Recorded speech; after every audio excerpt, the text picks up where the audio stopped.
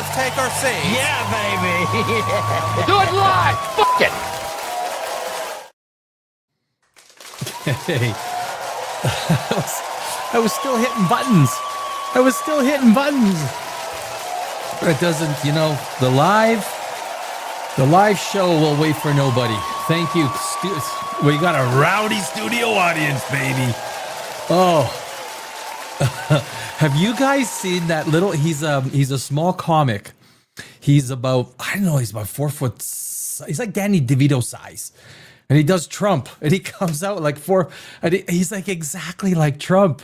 He's like 4'10", or what's Danny DeVito? 4'9"? Tall, I actually met Danny DeVito 2-3 times, and him and his wife, they drove a Prius. They drive a Prius. They did at the time. Really nice guy. Why would you text me at this time of day?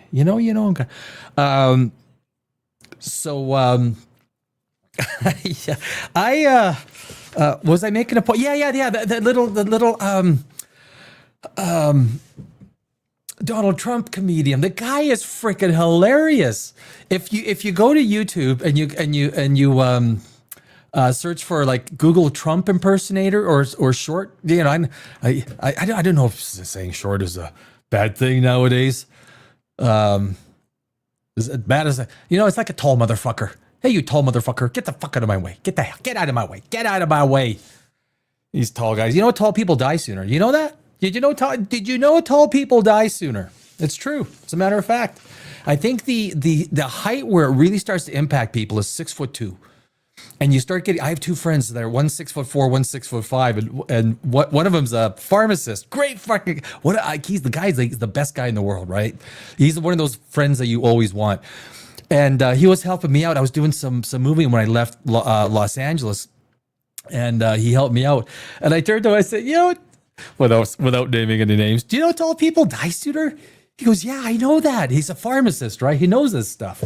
So, but yeah, if you get tall, like if you're really tall, that's why tall people, there's no like really tall 100-year-olds. They're all like, even though they shrink like 4 or 5 inches, like, so the optimum height to live for a female is, a 5 foot to 5'6" or something like that. Like that's the optimum height. And then for a guy, it's 5'4" to 5'11" or 6 foot, something like this, somewhere in there. That's like the optimum life expectancy. Now you can be tall and still live long. Clint Eastwood, right? He was tall. He's like 6'2", 6'3". Have you guys seen pictures of Clint Eastwood and Hugh Jackman? Clint Eastwood when he was young and Hugh Jackman. Split an image. It's like Will Ferrell, the drummer from the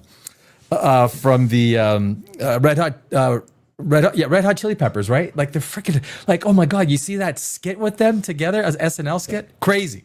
Like there's some stuff crazier than black holes in this world, which we are going to get into. There's some black hole. Do you know? Science kicks ass. Like it really does. Can I get a hell yeah or something for the science? Science. Black holes. There are parts of the black hole that can get up to trillions of degrees. Trillions. It's a lot of zeros. That's 5 bunches of zeros. And that is around the corona, which is kind of like coming off, going into the jet. Anyway, so I just launched a video today.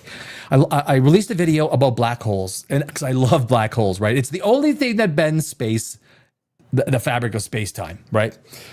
Which, if you take a look at a black hole, the power behind a black hole. If you're not convinced that warps are creating a warp bubble is probably going to be absolutely impossible by the crazy stuff that goes on in a black hole. I mean, I like dreaming and I love being the optimist, right? But black holes, I always say you can't put a saddle on them and say, giddy up. They don't respond. They are sheer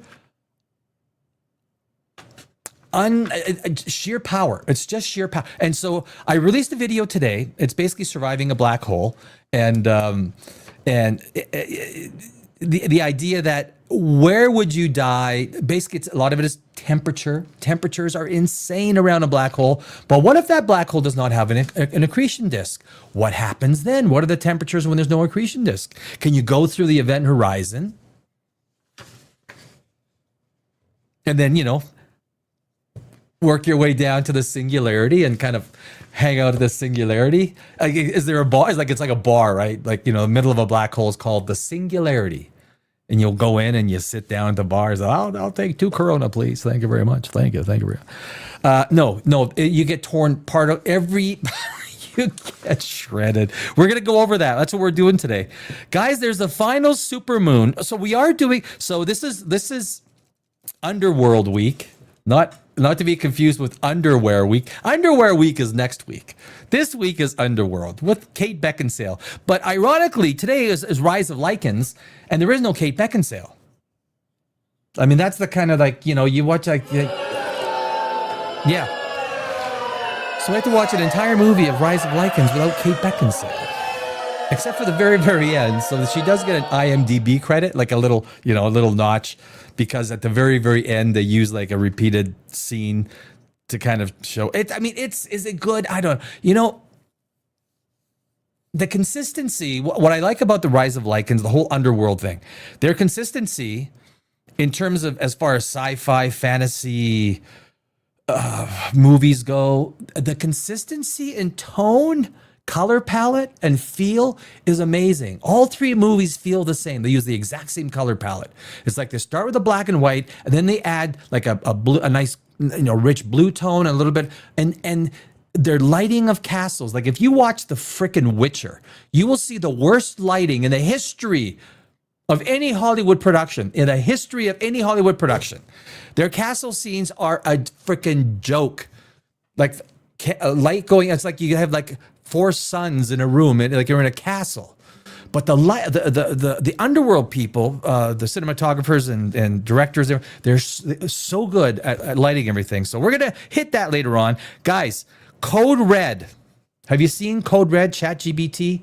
Code Red. I don't have a siren. So ChatGPT, Sam Altman issued a Code Red. And I get it, because last week, or was it the week before, a couple weeks ago, I made an announcement here on Godless Universe Live that I was using Gemini now, because I used to mostly use ChatGPT with a little bit of Gemini sprinkled in. But then, I think it was about a week or 2 ago, it was 2 weeks ago, all of a sudden the everything Gemini queries were all of a sudden, what? This is not the same Gemini. Of course, they released the Gemini 3, the latest version. And it is, I think I've used ChatGPT a fraction of the time since they released the new, and I get it. So Sam Altman, this is big for AI. This affects a lot of things. Google, and you look at Google's stock price. It went from 130, 140 just a few months ago to, what is it, 310, 320. Google is absolutely running away with AI, guys. Sora sucks. And Sora that's the ChatGPT, right? ChatGPT video creator. It really sucks. And there's so many video generation things. And you know what? And that's part of the problem in trying to do video generation is there is so many, like you go to some of these sites that they'll take everything and you got all of these choices. Well, how in the hell do I know which one of these models is going to work best for me? Like, it's an absolute shit show. But Veo, guys, so I did some tests with Veo, Sora, and a whole bunch of other ones. Veo is kicking ass. It really is for video generation. It is shocking what Google has done with Gemini. Absolutely shocking. So I am For someone who uses a lot of AI stuff for video generation, image generation, lots of searches, information compilation, things like that. If you don't use AI right now, you got to start. Every little thing that you think, why anyone is doing a Google search is beyond me. Why would you do a Google search? You go to Gemini and you do a search right there. It will compile everything. You don't have to go through every single website. Just do a Google search. That's what you want to, or Gemini, Gemini AI. Google is dead. It is like the Google search is dead. It will be a thing of the past. If you're not like really, Google search is like, oh my God, you guys are still using that. I mean, I used to like use that in like before COVID. Hello. Yeah, you don't, Gemini. So anyway, Sam Altman issued a code red for ChatGPT, and he should, because you know what? With the billions and billions and billions of dollars that ChatGPT has been financed, I worked on Wall Street for many years. I was a market maker on NYSE and NASDAQ, and as well as an economic analyst. And so the economics of tech is critical to understand for everyone's life, because if you do not understand technology and how it's going to affect everybody, then you are going to fall behind. Should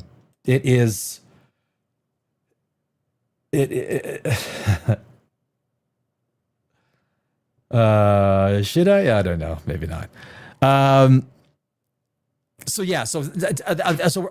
got a short little clip on understanding what's going on with ChatGPT and Code Red with Gemini, and also 3i Atlas. There is a quick little clip. So we got to do, I didn't get to it yesterday because the show ran long.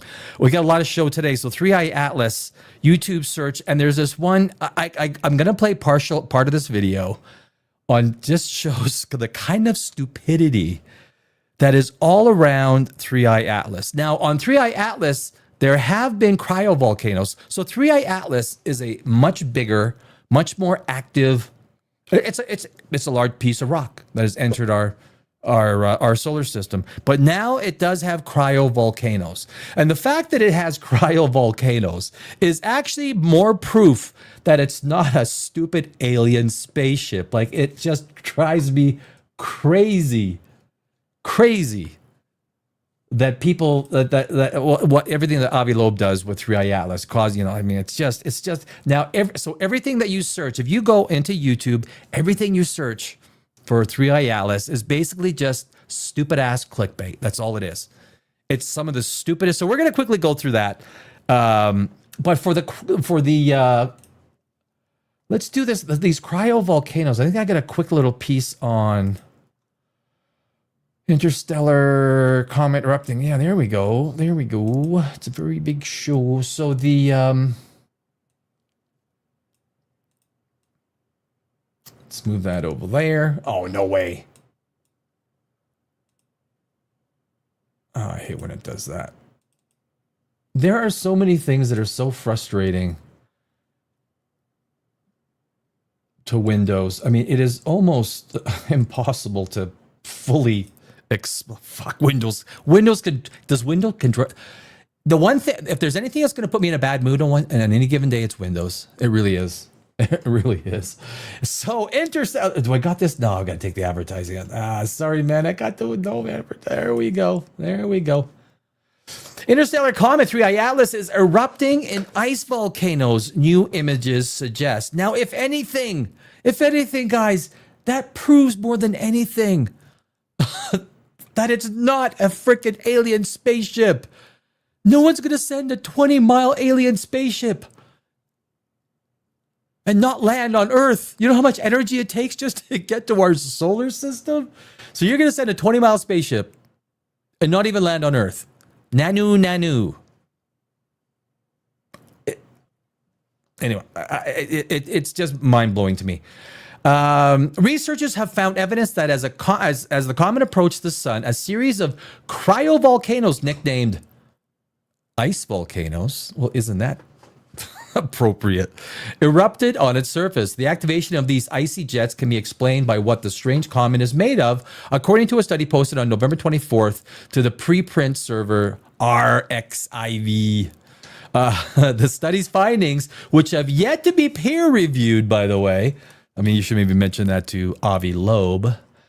Suggests that 3i Atlas is similar to icy trans-Neptunian objects, dwarf planets, and other objects that orbit the sun beyond Neptune. If this is confirmed, it means that despite coming from another solar system, Comet 3i Atlas has a surprising amount of common with objects in our own cosmic neighborhood.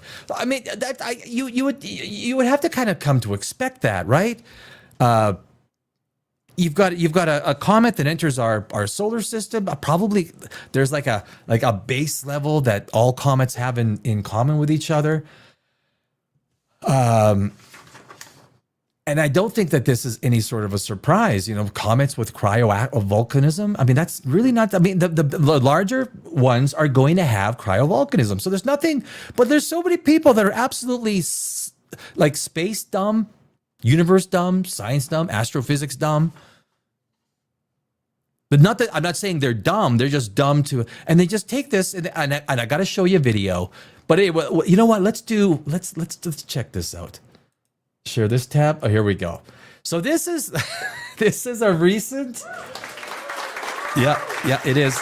This is a recent. Like I did this search just before we went live 20 minutes ago.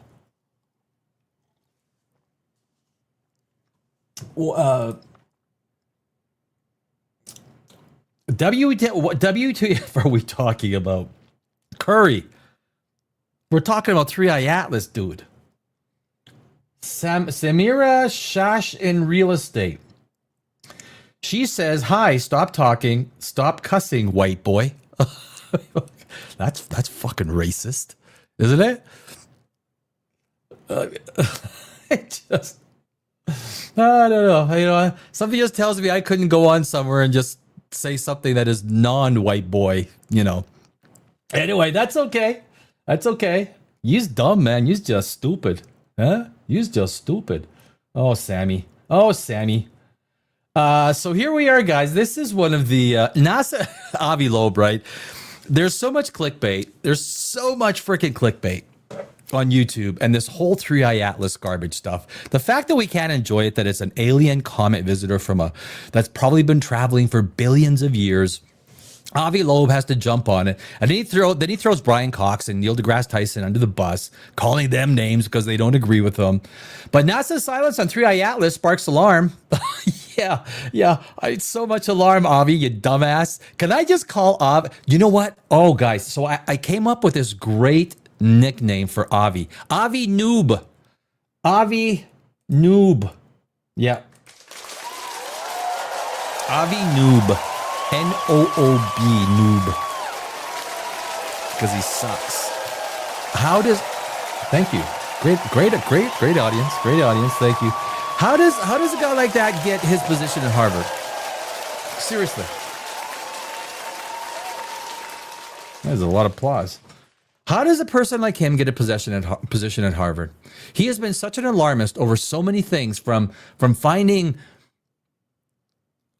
asteroids in the ocean that he says have evidence of aliens or something. What is it? Oumuamua were aliens. Now 3i Atlas is an alien. Everything he says is fucking stupid. I mean, it's embarrassing to the science community. I think this gal's kind of Amelia Ortiz. Don't know the guy. There we go. There's the green pill. If you guys want to take the green pill, 3i Atlas reveals a massive new mystery. It's a big iron metallic, some sort of cylinder Christina Gomez is putting out there. Okay, I mean that's it has a squad. 3i Atlas has a squad, like the Democrats, like the squad. Like, oh my God, oh geez, I know that. That's just basic. That's the imagery. I know the imagery. I would never use that imagery. That is so tacky. Come on, Dobsonian power. So this girl. So I gotta play. Oh look, there's Randall Carlson. Randall Carlson. He's kind of cool, right? He's I don't know. He's kind of not.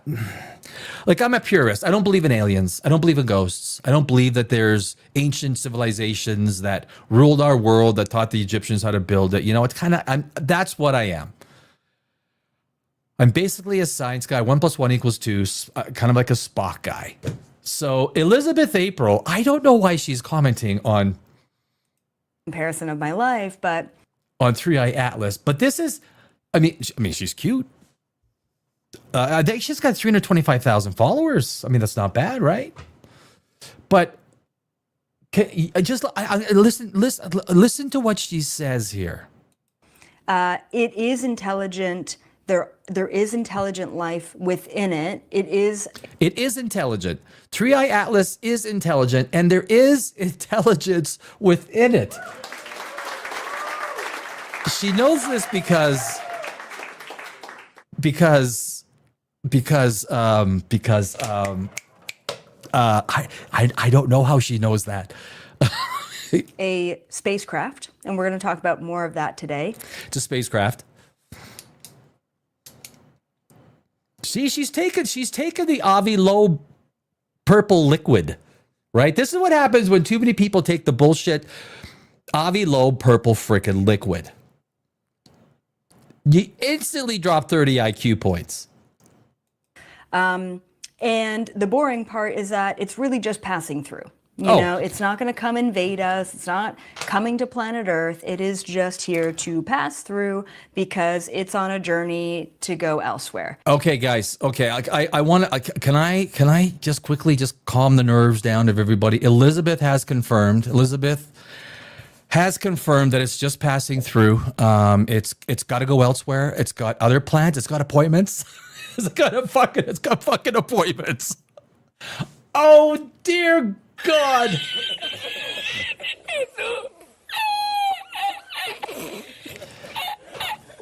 You know what I wish? I wish Leonard Nimoy was alive. Because you know what I would do? I would I'd pick up my phone and I'd call. I was like, Leonard Nimoy, can you do like a 5-minute bit with Spock on Godless Universe for me? Because it's 3i Atlas. It's not gonna land. Alien troops ain't coming out. They're not gonna. It's got place. Look, 3i Atlas has got places to go. It's just passing through. Elizabeth says we're okay. Okay, we're freaking okay. So settle down. That being said, I obviously wanted to recheck into it today. There's been a lot of stir. There's been a lot of sort of new scientific discoveries. Kind of funny, her saying the 2 words scientific discoveries, isn't it? Kind of funny. That are creating a lot of questioning. So I decided to go back to that ship and actually dig a little bit deeper. Who's occupying the ship? Why are they there? Where are they coming from? How does your ship work? What do you think about humans? What do you think about Earth? Is your ship affecting us in any way? How can I just ask? I mean, if I could ask her one question, Elizabeth. Like I am a hobbyist astrophysicist. That's kind of like I want to describe myself, right? I would just want to ask her, Elizabeth. I mean, how are you going to start to answer these questions? Who's in the spaceship? What do they look like? Do they like human beings? What kind of food do they serve? I mean, is the food good on the spaceship? I mean, you got to think it's they're organic. Is she going to answer these questions? Are you affecting us in any way? And the answers were absolutely shocking. And so, how do you get the answers to this shit? Oh, so fascinating. So yeah, we're going to get into all of that right now. And yeah, just strap in, hang on. As always, you guys, I'm a remote viewer, take it or leave it. If it resonates with you, great, it's for you. If it does not resonate with you, just go ahead and take it as a piece of entertaining. Oh, it's fucking entertaining, honey. it's entertaining. It's entertaining. So, entertaining minutes, you know? It's fascinating. And as I've said before, I don't know what to expect. I didn't have any sort of preconceived notion. Obviously, I knew that there was intelligence behind it because I had remote viewed it a couple months ago. Oh, okay. So, okay, that changes everything. She knows that there's intelligence behind it because she remote viewed it a couple of months ago. That changes everything, right? Is that like? I'm convinced. But I'm just skeptical and curious and open-minded and really I don't think you're any one of those, honey. Huh? pay attention to front loading. And essentially that's just preconceived notion. All right. So before we get into everything I remote viewed and answering all of those fascinating questions, let's talk about some things that other people are talking about right now, just to sort of tie in some threads. I was kind of enjoying what she was saying. I thought is this like the Comedy Network? What is this? And get your mind a little bit stimulated, because it is interesting.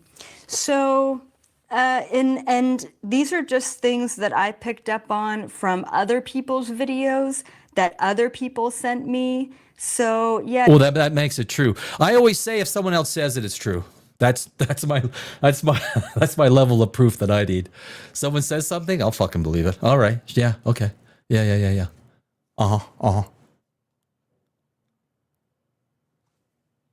What the fuck? What?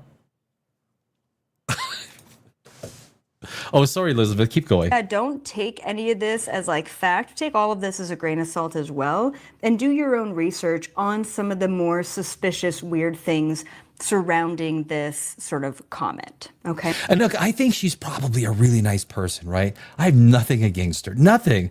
This is the kind of stuff that is,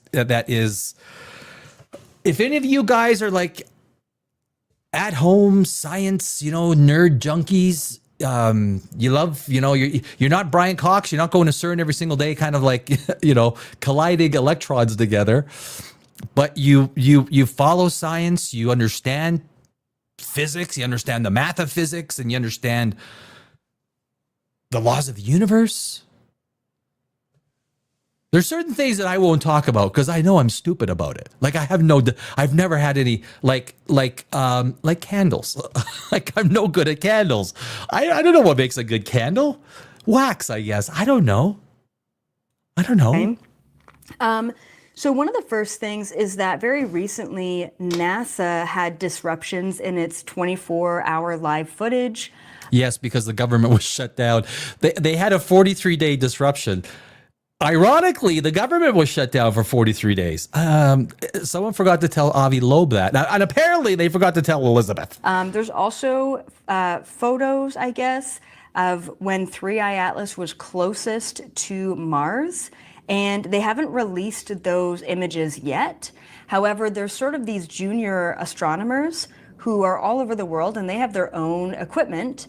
And they are taking very fascinating images of 3i Atlas that's sparking a lot of questions. So once again, go and do your own research around that. Sparking a lot of questions. The question they're sparking is not, hey, Sparky, I think the only one that's sparking anything about aliens, apart from all the clickbait on YouTube, it's literally all clickbait. You do 3i Atlas, you don't get anyone scientific. In December, or in the final quarter, YouTube is going to cancel 30 million YouTube accounts for various reasons. Part of it is kind of like, telling stuff that ain't true. And I wonder if some of this stuff on 3i Atlas is going to hit the scrap table because some of this stuff is such bullshit. They are speculating that actually early 2026 is when 3i Atlas is going to be closest to Earth. They are speculating, and that's not even speculating. It's kind of a matter of fact. As it goes around, it's going to be. I think that's when the landing happens. So if you guys stock up on your tuna, get your cans of tuna, get your teepee. You don't want to poop with no teepee. I mean, I prefer cottonelle wipes myself. I think that's kind of a little. I know before they were speculating Details. sort of October, November. Now they're sort of saying around January 19th. Like I said, things No, that was, see, they don't even understand. It comes one way, then it shoots around and then goes around the other way, right? It's also going to be closest to Jupiter as well. And apparently Avi Loeb is suggesting that that's when it's going to release other things or something. I Change, take it or leave it. But this is just information that I've picked up on. Also, people are relating sort of the emergence of Three-Eye Atlas to some interesting worldly events like volcanoes erupting. I guess there was a big volcanic eruption. And then there's a lot of sort of recent volcanic activity that's been sort of spurring people on as well. And then on top of that, there's a lot of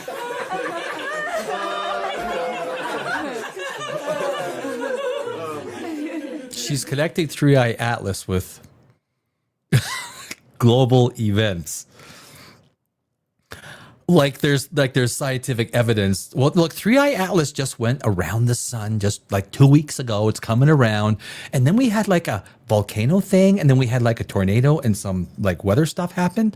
And of people linking the appearance of Three-Eye Atlas to some very interesting religious and ancestral documents. So we're talking. She's even linking it to religious stuff.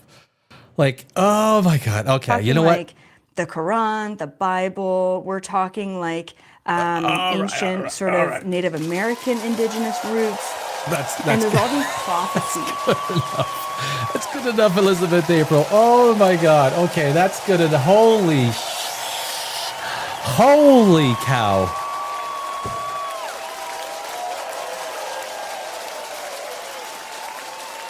Elizabeth April, my friend, she is an astrophysicist. She's not an astro. I don't know what she is, but she's got Three-Eye Atlas totally figured out. Oh my God. Okay. I'm going to scratch that off my show list. Did it.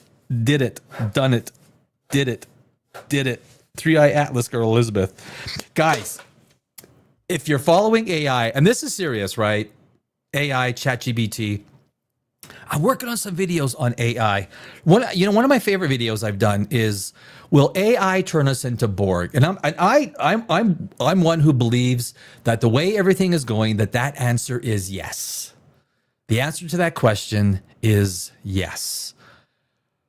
Because the only way, I forgot what the gentleman's name was, and it made the most sense. He's done 2 versions of OpenAI. He started his own AI company. He got financed himself first round $1 billion. Like, that's just insane. And I watched his interview, and I totally agreed. Never has there been a less intelligent species that has dominated a more intelligent species. It just doesn't happen. So if you suggest that the super intelligence that is AI becomes multiple times more analytical, able to analyze, compute information than a human being can, at what point in time does the AI literally take over and become dominant over human beings? Like, it'll hit critical mass, and you got to think that at some point in time it's gonna hit that. So what he suggests, and I think there's really something to this. The only way that we survive AI to our best benefit is we merge with it. We merge with AI. And all the stuff that's going on with Neuralink and taking inorganics, combining it with organics. When the signals that are sent from inorganics, from computer chips, merge with organic electrical signals, and they can be read seamlessly and transmitted through the brain and down through, basically quadriplegics and paraplegics will find them have a cure, which will be absolutely amazing for them, right? That will be amazing for them. But you now have a situation where, yes, we will process information in a more faster way. Probably our health will become better. These organic and inorganic systems, when they come together, basically our brains are going to be computer chipped. This is not science fiction anymore. This is probably, if we are going to continue as a species, something that will have to happen. And of course, you know about the RFID chips, right? Everyone is talking about being chipped, that the government wants people to be chipped. I don't know if it's so much even an option not to be chipped. Because if the technology and everything that AI brings, if you are chipped and you are merged with AI, you become a much more proficient human being. So is that a nice way to say it? There will literally be two classes of people. It'll be like the late 80s. It's the people that had the big white Motorola phone and most of the other people that didn't have the big white Motorola phone. This will be the merger. It's the only way that we can truly maximize AI. Now we're talking Borg, right? We are now talking Borg. You will be assimilated. Shut the fuck up and you will be assimilated. That's what's going on. Is it scary? Maybe. I don't know if it's as scary as it is possibly. It's just, I think it's a matter of fact. I don't think there's any way to get around it. I don't think there's. The people that are going to be non-chipped are going to be the people that are literally, if you want to look at Hunger Games, they're the ones that are living outside the wall, right? And you might have chips released, and I think this will become just something that happens on a regular basis. New brain chips are released, and you upgrade your brain chips or your chips. Maybe it's behind your ear, maybe it's up, and you whatever it is, pull it out, change it. You're connected to a mainframe, which is a government mainframe. If you screw up, the government's going to turn you off of services. If you owe taxes, they'll just go right into your account, take taxes. It's going to be good, and it's going to be very bad in some ways. But I don't think there's any way that we can stop this from happening. I might play this guy's video next week, but I'm going to. But what, where are we here? Let me stop screen, video file, show files, rise of the Lycans, Google. So this is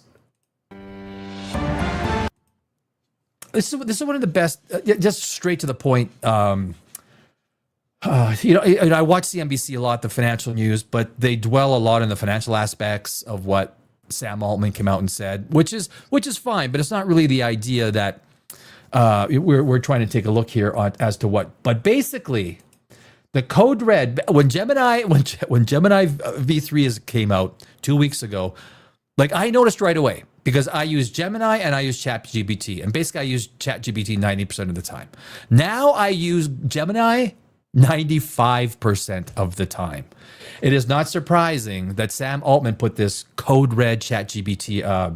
I'll tell you, Google is way out ahead. There's a couple of things that I found lacking with Gemini. It didn't have a very good memory with what it was talking about, one or two queries behind it, where ChatGPT is almost like it has an incredible memory. Gemini wasn't as good as remembering certain queries. So when I typed something in, I just typed it in the way I normally do, and it spewed this stuff out. It's like, oh my God, no. So I had to preface it with what two queries before that, what I meant. ChatGPT never does. ChatGPT has an incredible memory. So Gemini, the one thing that I see with Gemini that it needs, it needs to remember. So if I ask it to remember, please remember this, and we'll continue with this conversation tomorrow, kind of thing. It's very important. AI needs to have memory. Without memory, you're just asking the same question over and over again. So that's really important. But the queries and the information that Gemini is sending back they're ahead, guys. And so this is the code red. This is the code red that Sam Altman issued just in the last 24 hours. OpenAI declaring code red as the AI race intensifies. And Google threatens to unseat the industry's early leader, according to a report. They have unseated. Google Gemini is way ahead, way in the lead now. They're like 2 generations ahead of ChatGPT. Google's The dominating. Wall Street Journal, OpenAI CEO Sam Altman told employees the company must focus on improving ChatGPT, pushing all other products to the sideline to address the threat. Last month, Google released an updated version of its AI model called Gemini. Some are calling it the most capable. Well, they didn't release Gemini. It's always been the name Gemini. It's their version 3. The reporters. How do I say this nicely? Because I don't like being mean. Sometimes they're not that bright. Stupid is what stupid does. AI model, yes. Let's bring in Jacob Ward, a technology journalist and host of the Rip Current podcast. This guy's pretty good. And This guy's pretty author good. of The Loop, How Technology is Creating a World Without Choices and How to Fight Back. Jacob, always good to see you. So why is OpenAI declaring a code red? Or what are the competitive stakes here? Yeah, well, I mean, you can imagine the OpenAI workers coming back from Thanksgiving thinking they're going to coast right into the holiday. Yeah, and no. all of that being blown up when their boss drops this memo on them. Code red sounds like some sort of national emergency. It is not. It is a business emergency for this company. I hope people didn't think it was a. Did some people think it was a national emergency? Really? I guess I bet you a lot of people probably did, right? I mean, let's face it. The average person in North America, ain't that bright. That's not even what I want to say. They're not up with current events, right? They're not going to know what the hell's going on with AI. What they're worried about, of course, is, as you mentioned, Gemini is on the ascent. We've seen Google's user base grow up to something like 650 million monthly users after it released this new image generator. They are definitely. Oh yeah, the new image generator. So Sora, which is ChatGPT's, is terrible, guys. It is terrible. ChatGPT's image and the video generation is like something that was going on 2 years ago. Like, dude, you have raised how many? Like $200 billion at ChatGPT, and you can't even. There was one of the most frustrating things with video generation with ChatGPT. It's useless. You don't even go there. Don't even go there. But Neil, with Gemini at version 3.1, it is arguably on top, right up there with Runway. Midjourney seems to be dropping a little bit. It's the video generation in AI that is the real big one, right? Because imagine a day, guys, where you can just type in some prompts and then specify exactly. You might need to whittle it down, but because I'm a screenwriter and I've done a lot of things in Hollywood since I moved out of Hollywood just a few months ago. But this is going to destroy the photography business, VFX, anyone who was in film, who was a grip, who was there's some stuff that you're always going to have to go out there and film, always. But with video generation, a shoot that cost $1 million, a 3-day shoot that cost $1 million, and employed 75 people. Now employs 2 people at a computer typing out prompts for 3-4 hours to get the same results. And it could turn out to be that because if you get a version of what you're typing in for a prompt that you like, and you just want to change the lighting a little bit in a corner, you want to add a glare, a window glare, a camera lens glare, you want to add this, you just type it in and it's done. When things graphic artists are out of a job, coders, because as AI becomes, and I do write my own a little bit of code. I do UI, CSS, HTML, and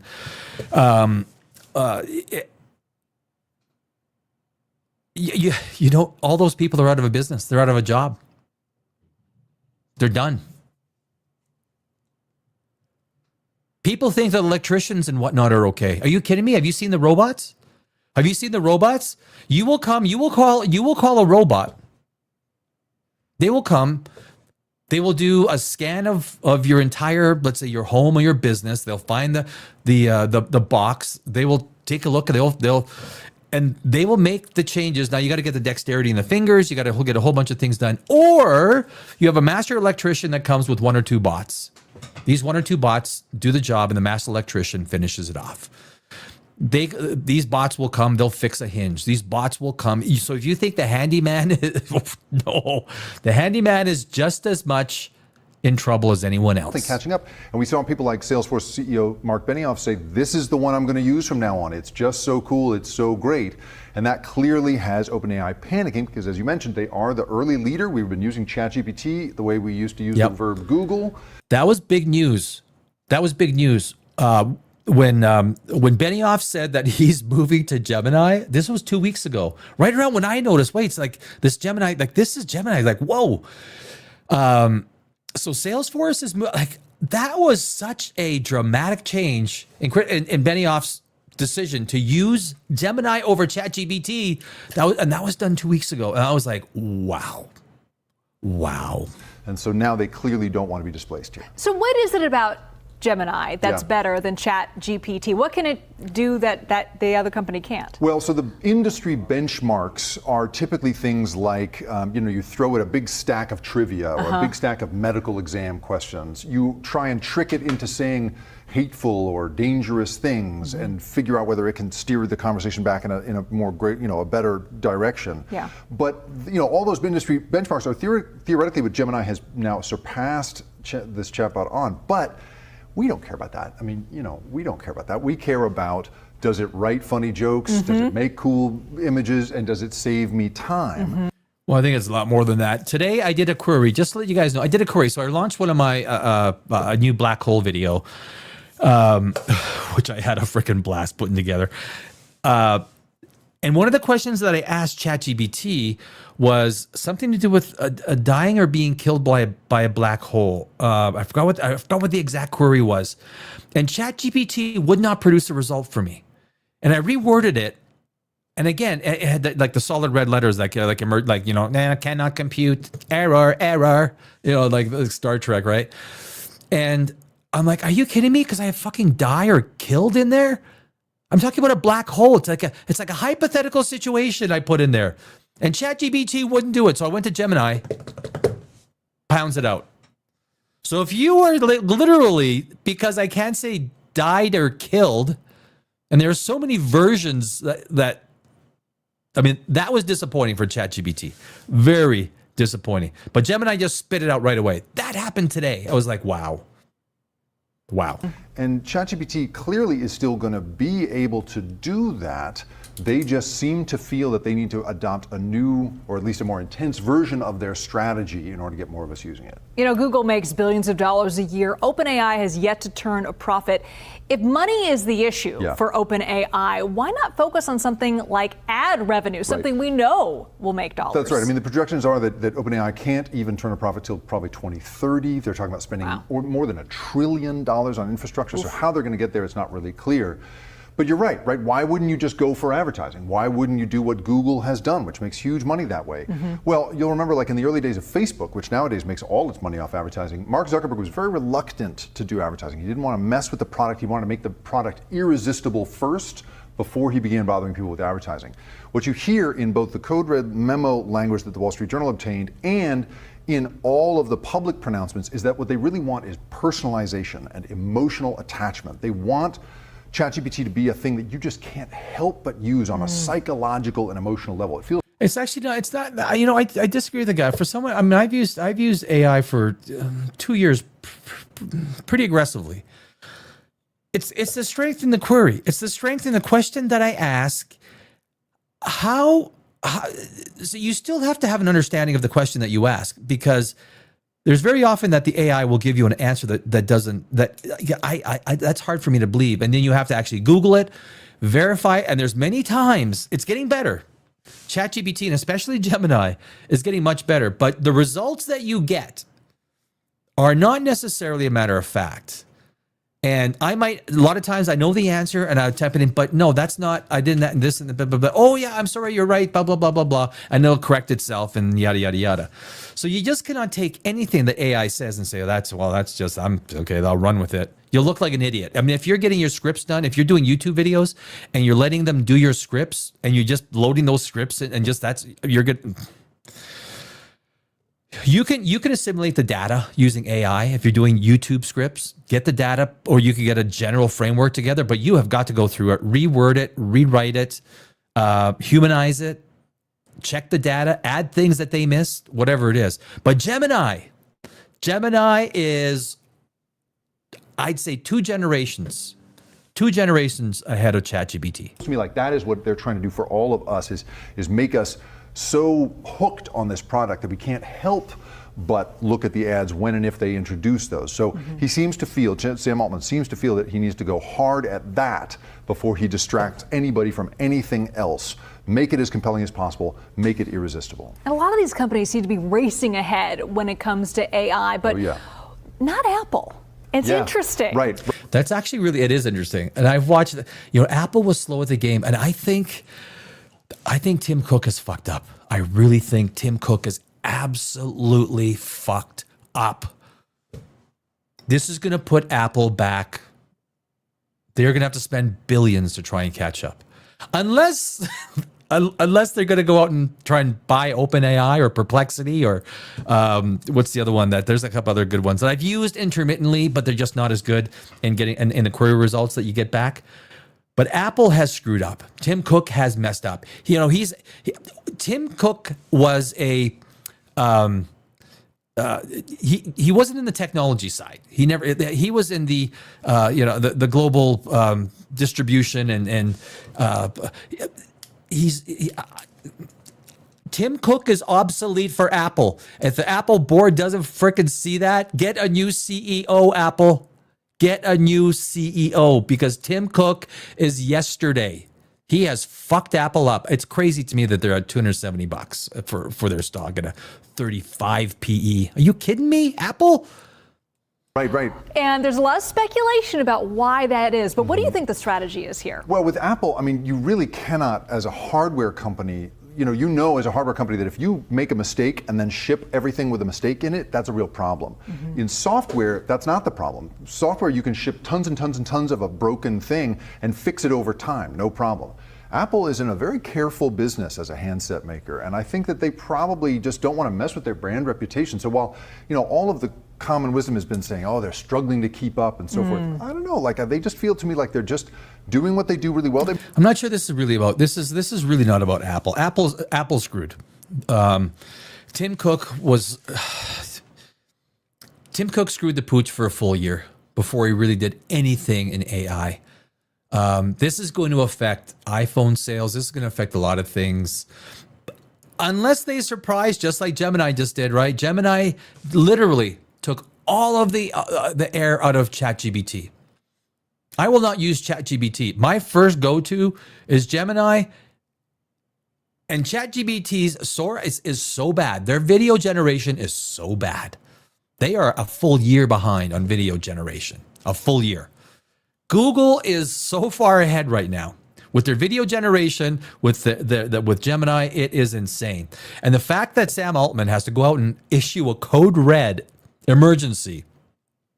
If ChatGPT, OpenAI, was a publicly traded stock, and I worked on Wall Street as a market maker and economic analyst for years, if it was a publicly traded stock, it probably would have been off 50% off its highs right now. Their next funding round is going to be really difficult to get something higher than the price of their last funding round, because I was going to play an interview with Tucker Carlson and Sam Altman, and his indecisive answers with Tucker Carlson, which should have been, these were not complicated questions. I know how I would have answered them, and he was so timid to answer them the way they should have been answered. But this code red, like I say again, this code red for ChatGPT, it shouldn't be code red, it should be code triple red. ChatGPT is fucked. Make gobs of money. They're not hurting for money. No, they're not. And if they partner up maybe with somebody like a Google, right, to get this out there in the future, they're going to be in a position to put it into all of our pockets instantaneously. So that's probably a good idea for OpenAI to partner with someone like Apple, because I'm telling you, man, Google is eating their lunch right now. Google, and you know what? That doesn't even suggest. If you're not using Gemini right now, and you're using ChatGPT, you're an idiot. I mean, I found that out 2 weeks ago, and I was like blown away. Blown away. OpenAI is yesterday's news. It's done. They're in trouble. They gotta go high. They gotta go. You know what they're gonna do? They're gonna go to Google, get their engineers, offer them like $150 million a year. That's literally the kind of money these freaking AI engineers are making. Their starting wage is $30 million a year. It's insane. Insane, my friends. And it wouldn't surprise me if ChatGPT, OpenAI, goes and tries to take some of these guys that work in Gemini, and these guys at Gemini will make so much money. These AI engineers. I just feel like Apple's one of these companies that doesn't have to rush in the way that a company like OpenAI, which has no clear path to profitability, really has to right now. So Apple's just kind of waiting to see what the best product is and maybe go with them. That's the vibe I get. Why rush? They don't need to. They can sit back on their. That's bullshit. Even Apple needs to rush. If you don't have an AI strategy, Apple has no AI strategy, and Tim Cook is still CEO. Mountains of cash and just wait it out, and I think that's probably what they're doing. OpenAI, ChatGPT has raised mountains of cash. Now Google has mountains of cash, but I'll tell you, man, Google just laid the frickin' open hand palm slap on ChatGPT's ass and put them 2 generations behind. Google is in the lead, so far in the lead, and the only thing that Sam Altman can do is code red, people. We were in trouble. Code red. You think? Good word. Thank you so much. So good to see you. Appreciate it. Happy holidays. Thanks a lot. There we go. All right. That's can I get a hell yeah? What do I get? What do I get? Kind of full applause? Okay, AI, guys, is yeah, AI.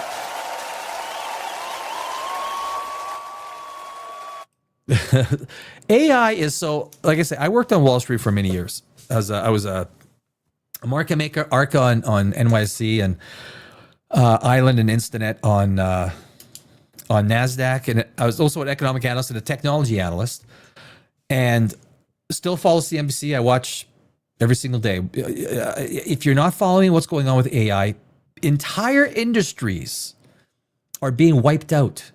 So when I lived in Los Angeles for almost 20 years, and there was these 2 buildings where all the graphic artists were. They were like 18-story buildings, like old school kind of, 1930s sort of style buildings there in just off of the downtown in the kind of off the Fashion District. Actually, it was right in the Fashion District. And these 2 buildings were basically full of graphic artists. I finally got my ass out of Los Angeles on May 11th. Oh, fuck, thank God. What a shit city. What a shit city Los Angeles is. And that's being nice. I am being nice. But these buildings were almost vacant. The graphic artists that spent decades in there, gone, out of business, unemployed.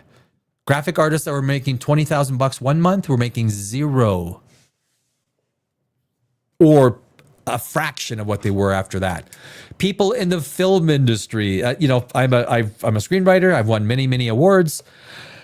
Been in the business, and the people that are in the production side, 70% are out of business. They're gone, out of a job. They're either waiting tables or they went back to where they came from, and they're trying to find some entire.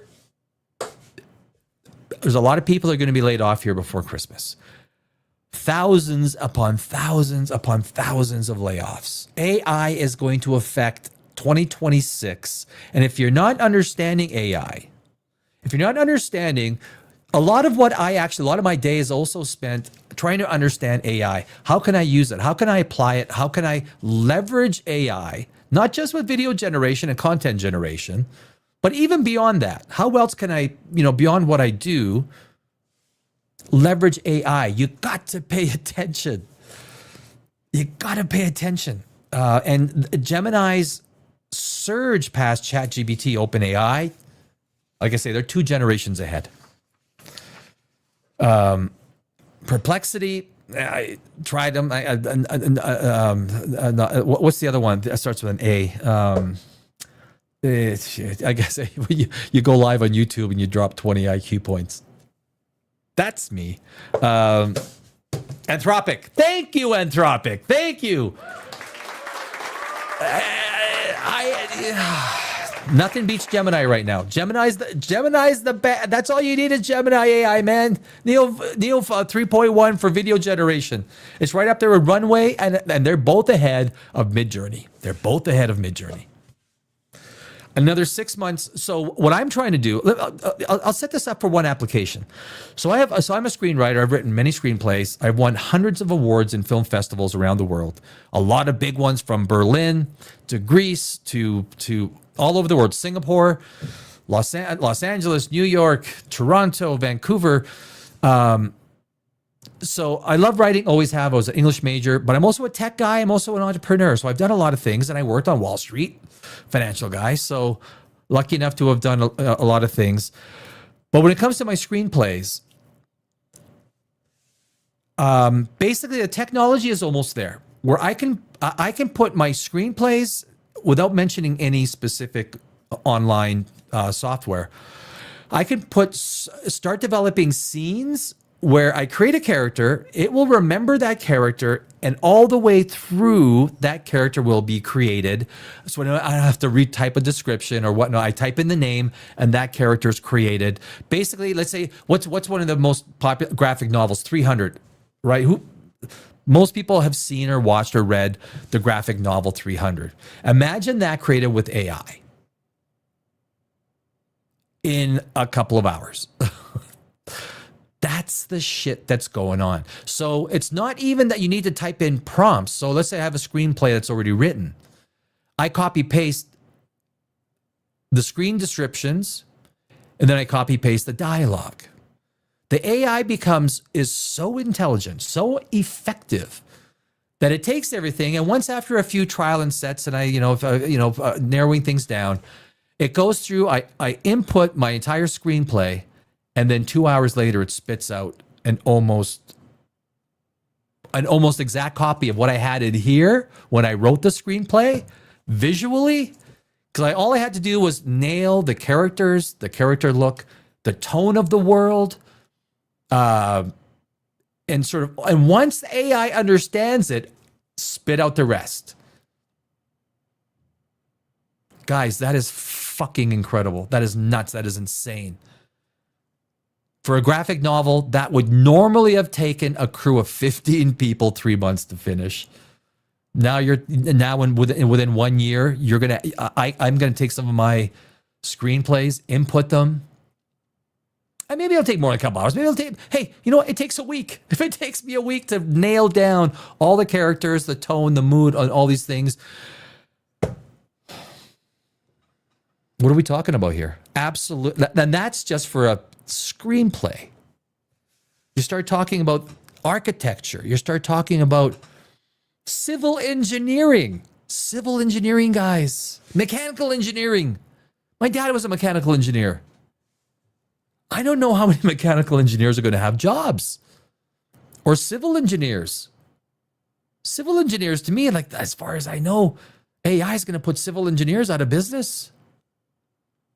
Engineers have got problems with AI. I mean, big problems. I don't know any business. You know what? Here's what you got to do. Robot repair guy or gal. If you are in the business of repairing robots, that's like being an elevator repair person or air conditioning repair person in Los Angeles. Air conditioning repair people in Los Angeles make so much fucking money. Oh my God. Yeah, and they know it. And elevator repair people. The money is ridiculous. But if there's going to be an entire massive industry that's going to deal with robot repair. And you'll call up, it's like, hello, like my robot, its left arm is doing one of these, and it's just, well, can you come and fix it? Oh yeah, we'll be there. We can come today at 2. You know, a consultation is $500. You okay? That's what it's going to be. Apple's fucked. Unless Apple's going to buy Perplexity or Anthropic or buy someone, Tim Cook is not the guy. Tim Cook is a supply chain guy. I've said for a while, Tim Cook is not the CEO Apple needs. There's no freaking way. That's my opinion. You know, like I say, I was a tech analyst on Wall Street, market maker. I don't think Tim Cook is not the guy to take Apple into the future. What's his name at Google? There was a lot of doubts with him, but dude is shit. Google is now Google, like Waymo, the cars. They're what are they? They're opening now in Singapore. They got 2 international cities that they're launching their robo cabs. Google quantum computing. Google quantum computing. Just today, Microsoft announced that, or suggested that its AI revenue is not going to be where it is. So their stock took a beating. It's well off the highs. Google is at the highs. Google may be the super company that no one really thought was a year ago was going to really make it. Google is back on top.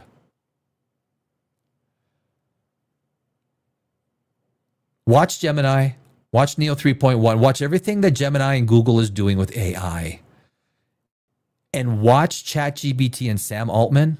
They're a fish out of water. They're flopping. They're gonna try. They got to go raise another $50 billion because they got to spend $2 billion and trying to bribe the Gemini engineers to come over there. That's the only way they're gonna catch up. And these fucking AI engineers, guys, they are making $100 million a year. I swear to God, that is what they're making. The top guys. I mean, it's unheard of. It's never. The stuff that is happening, the stuff that is going to happen in 2026, guys, you will be. It's going to blow you off your feet. And I follow this stuff. I mean, there's people that follow it more than I do, but I follow it deeply because I have to. What I do depends on it. As a matter of fact, I would say 75% of every job in North America depends on AI. It depends on it because AI is probably going to destroy it at one point in time or another. It's a scary thing. Callan Rowan, 54% of U.S. citizens between ages 16 to 74 cannot read above the 6th grade reading level. I lived in Los Angeles, and I'm telling you, man, I would say that 70% of Los Angelonians they're just as they's dumb. The U.S. school system is the worst in the world. According to the U.S. Department of Education, in the U.K., it's 18%, which is below the 21% of us who are illiterate. In Canada, it's pretty high. So I spent basically half of my adult life in the United States, half of my adult life in Canada. I did grow up in Canada. I was born in Europe. So I'm kind of like, I got the trifecta going on. The U.S., it is shocking to me. I could ask any person, almost any person in the United States, wherever I'm standing, I'd say, point to Canada. Be like, they're like, it's like, are you kidding? You have to think about that. You can't you can't even point to Canada. Like, what's north? Point north, and you got it, baby. But you ask other questions like point to Europe or point to China, right? One's east, one's west. All you got to do is like look at where the sun is setting. Guys, America needs those H-1B, those visas. Otherwise, yeah. It is bad. It is bad. Is Canada real? No. Canada is a psyop. Canada, dude, J-Trax, come on, man. Canada is, no. In Canada, we still got the, I just moved back. I actually just moved back to Canada. It was 20 years in Los Angeles. I just moved back 5 months ago to Canada. Do I miss Los Angeles? Oh, fuck no. Oh, motherfucker, no. Justin Trudeau is a robot. Justin Trudeau is dating Katy Perry. And you know what Katy Perry's most famous statement is? Is math related to science? You remember that one? You fucking remember that one? Is math related to science? Katy Perry was homeschooled. Both of her parents were pastors, traveling pastors. You find that funny, do you? You'll find that. You want a little giggle? Katy Perry is not gonna. She's talented. Okay, that's enough. She's talented, but she's not. She's not solving the three-eye atlas dilemma anytime soon. Human robot, perhaps. Perhaps. So, guys, black holes. Do you like black holes? Do you like black holes? A lot of people do not know. Yeah, well, AI is going to be almost every day on this channel. Godless Universe. We are a science channel. So for every person that comes up and says Jesus loves you, I'm sure he does. I'm sure he does. It's not a religious channel. Let's talk Israel. Hey, Ghost. Let's talk Israel. Avi Loeb is Israeli. Avi Loeb is an Israeli astronomer. Some people would say, well, that's why he's being an alarmist. So I'm going to remove this from the stage. It's part of being video files. So, black hole. So you guys obviously know what a black hole is, right? So basically, if you think about the size of a black hole, if our sun would have to be about 50% to 100 to twice the size to have a chance to become a black hole. I think that's the size. If our sun, but the size of our sun, which is, what is it? About 1 million kilometers, 1.3 million Earths fit in the sun. If our sun was squished down to 2 miles across. Now, if you take a look at Earth compared to the sun, it's freaking crazy, right? It's absolutely insane how small our Earth is to the sun. 1.3 million Earths fit in the sun. So take the sun and make it 2 miles across diameter. That's how big our sun would be based on its mass if it became a black hole. That is insane. That's like taking the Earth and squishing it down to the size of a golf ball. A golf ball. The Earth. So the density of mass in a black hole is absolutely ridiculous. But there's so many things. So I did this video. I just released it today. It's about black holes. And understanding the immense temperatures, power, that if you were going to float into a black hole, some people honestly think you just flow into a black hole and just go to the other side and it's just like going through a McDonald's drive-through. Well, news for you, it's not. Okay, I mean it's not, right? So, how do I feel about Frenchies? Remember they're Canadians? I know, I'm not a mean guy. J-Trax, Newfies. Oh, Newfies! I love the Newfies. Hey, go to the bar and get me a fucking bear. Actually, make it 2 fucking bear. Newfies they're fucking great people. You know? It's like Bostonians, like people from Maine, right? Very diverse type of speech and, what was it? Mark Wahlberg, right? He's from Maine. Like, he's fucking funny. He can be funny. Newfies are funny. Nova Scotians are funny. New Yorkers are funny. Oh, look who they voted in, right? Like, well, that's funny. Anyway, let's... If you could survive... So this is a new video I just released about black holes, and there's some stuff in here that most people, from a physics perspective, would be blown away by. But I just released this video. It's 8 minutes long. The crushing gravity and insane radiation, what would the final moments of a plunge into a black hole feel like?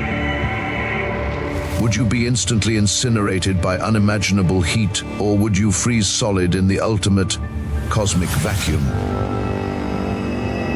The reality of entering a black hole is far stranger than anything Hollywood has ever imagined, playing out a terrifying cosmic drama of heat, cold, and infinite pressure. And it's one of the reasons I did this video, because there's so many misconceptions about the stuff that happens around a black hole. The temperatures around a black hole can get to trillions of degrees. Trillions of degrees. Especially when it goes to the outside mass and then goes up to the corona. Trillions. So the accretion disk might be a few million to 100 million degrees Celsius. Yeah. If the black hole is feeding, you're not going in, boys. You're not going into the black hole. What truly happens to a space traveler who crosses the point of no return? To answer that, we have to track the terrifying temperature you will encounter on this insane journey. From the swirling mass of the accretion disk surrounding the black hole to the edge of the event horizon, all the way to the crushing zero point at the very heart of the abyss, or what we call the singularity. They're still actually not sure the concept of singularity, although it's supposed to exist based on the math. They're not sure if the idea of a singularity is really possible. It's kind of like the Big Bang. It shouldn't be called the Big Bang. It should be called like the Great Expansion, the Great Inflation, the Great something, I don't know. The journey begins not with darkness, but with blinding, searing light. As our hypothetical traveler approaches a typical feeding black hole, one that is actively consuming matter, they must first navigate the accretion disk. This isn't the black hole itself, but the massive swirling cosmic traffic jam of gas, dust, and plasma that the black hole is pulling in. This material does not fall straight in. Instead, it spirals violently around the core at nearly the speed of light. That's crazy. Most people do not know that. It's actually about 80% of the speed of light that the accretion, all that matter that swirls. And now, the one thing that people also don't understand, they ask why. Why is that matter going up above? You see it swirl around the black hole, and it goes up above the black hole. Why does it do that? Well, it's actually, that is the light being bent. So it's actually would be a flat disk, but it's being bent. So it looks like, the black hole is bending space-time. So it looks like it's going over it, but it's just bending the light to make it look like the image that we see. But the stuff going around, imagine at 80% the speed of light, imagine the friction between the matter that's going around at 80% the speed of light. When I did the Avatar video, like doing the Avatar tech on the tech that they use to get from Earth to Pandora, basically a 1 milligram piece of dust going at 70% the speed of light, because that's what the ships, James Cameron ships, go 70% the speed of light.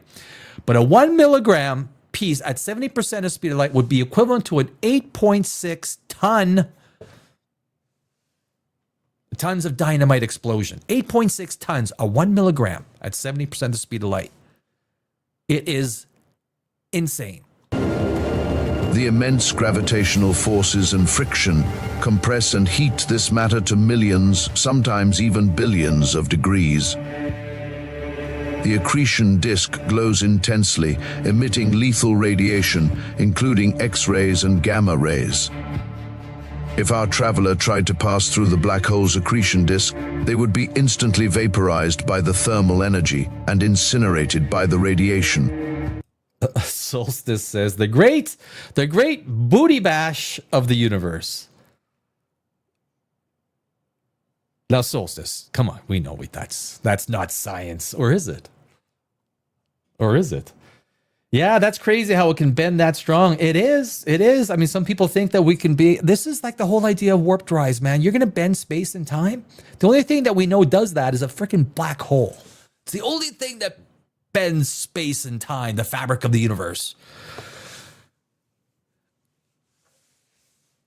I would love to think that Star Trek is possible, right? Creating a warp drive and off we go. You're not going to put a saddle on a black hole and say, giddy up. Giddy up. It's just not going to happen. Long before they ever reached the true edge of the black hole.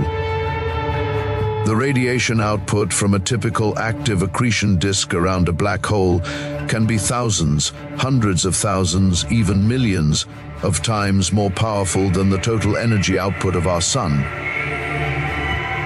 The heat in this outer region is truly astronomical, up to 100 million degrees Celsius. In the corona region of the black hole, temperatures can reach billions, even hundreds of billions of degrees. It can actually reach trillions of degrees where the corona is. Now that's going to be like a hyperluminous quasar. So the biggest hyperluminous quasar that we have found is Ton 618, which is very different than Phoenix A. Phoenix A, I don't think the size is confirmed, but they're based on what they've seen so far, it's 100 billion solar masses. Ton 618 is 66 billion solar masses, but Ton 618 is a hyperluminous quasar. So it is shooting off, the massive high energy jets out of its, and I'm sure that probably in its jets, you would probably have something that is to the point of trillions. Like at what point in time, like, you know what? 1,000 degrees Celsius basically incinerates a human body in seconds, right? So now you're talking trillions of degrees Celsius, which isn't even close. Like there's an upper limit to how much heat you can have in a single place. But that's not even close. But this is literally the kind of energy, the kind of crap that happens when you try and when space and time are bent, distorted, broken, torn, ripped, shredded. Giddy up. However, if our traveler is lucky enough to approach an isolated black hole, one that has consumed all nearby matter and is drifting alone in empty space, the thermal environment changes drastically. Here, the temperature you would experience is incredibly cold. This leads us to the boundary of no return, the event horizon. The event horizon is the point where the escape velocity is equal to the speed of light. Cross this line, and you can never return. And it's actually quite interesting. Without an accretion disk, if the black hole is not feeding, you're basically almost at 0 Kelvin. There's no heat. It's a vacuum. It's almost at 0 Kelvin. Paradoxically, the black hole itself is one of the coldest objects in the universe. Theoretical physics, pioneered by Stephen Hawking, suggests that black holes emit tiny amounts of energy, known as Hawking radiation. This tiny emission gives the black hole a temperature, but it is extremely low. For large supermassive black holes, like the one at the center of our galaxy, the Hawking temperature is only fractions of a degree above absolute zero. An actual 0 Kelvin is not possible. That would require the complete elimination of all energy from a space, and that's not possible. So 0 Kelvin is only like a theoretical idea. There's always a tiny bit fractional amount of energy, and it is impossible to be 0 Kelvin. I'm actually working on a video on the concept of 0 Kelvin. If the entire universe was at 0 Kelvin, basically there's no energy, no heat energy whatsoever in the entire universe. Does that also stop time? And the philosophical argument is yes. A universe at 0 Kelvin, time would not exist because the rate of change between all objects, particles, everything in the universe would be 0. There's no rate of change. Therefore, time would not exist in a universe that is uniformly at 0 Kelvin. The complete absence of energy. The complete absence of energy is the complete absence. It is time stop, basically. Now, that's philosophical. And 0 Kelvin cannot exist. That's about minus 273 degrees Celsius, also known as absolute zero. As you drift toward the event horizon of an isolated black monster, you would be falling into an environment dominated by extreme cold. passing through a near-perfect vacuum. Now we reach the moment of truth, crossing the event horizon. This moment is defined not by temperature, but by gravitational force. When I was putting this video together, no one knows what's on the other side of the event horizon, right? No one knows when you cross that boundary. What is there? There's still some theories that say it's a wall of fire. I doubt that, and I think what most people, astrophysicists, I'm not an astrophysicist, but would suggest that the gravity is pulling everything to the singularity. The fact that there would be a wall of fire wouldn't make sense in terms of how a singularity and how that, I don't want to say infinite gravity, but gravity to the point that is would handle matter or reactions within. It basically is just saying that that's where, light is not escaping to get to our eyes. But when I was making this video, I thought, so what imagery do you put? So in this part of the video, we're going towards the event horizon and we're going into the black hole. So I searched far and wide for concepts, images, ideas that if you crossed across the event horizon, that would represent something that our mind would sort of perceive as being